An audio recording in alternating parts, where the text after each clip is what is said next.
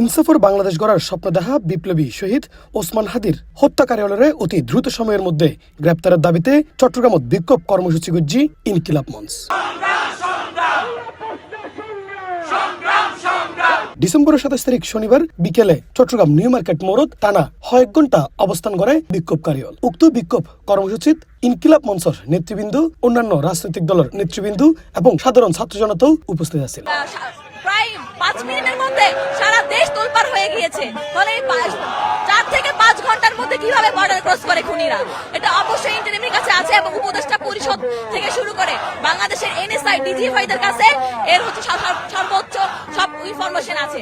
যদি এর যথাযথ আগামী 1-2 দিনের মধ্যে বা ইনকিলাব মঞ্চ থেকে ঘোষণা দেওয়া হবে, যদি এর কোনো স্বচ্ছতামূলক বা এর কোনো খুনিদেরকে সামনে প্রকাশ্যে না আনে, তাহলে আমরা লং মার্চ টু যমুনা আর লং মার্চ টু ক্যান্টনমেন্ট দিতে বাধ্য হব। এই সময় কেউ কেউ প্রশ্ন তুলে অন্তর্বর্তীকালীন সরকারের কার্যক্রম লইল।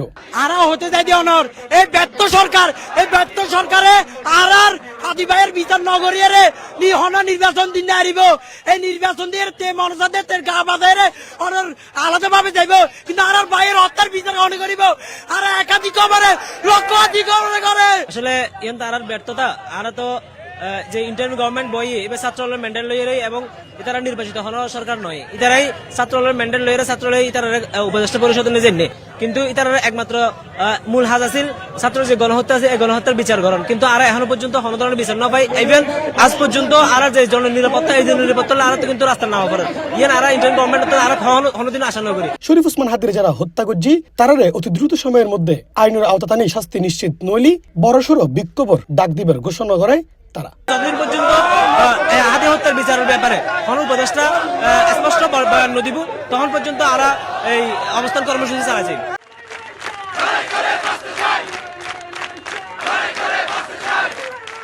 ইফতেখার নতিশন, C+, চট্টগ্রাম।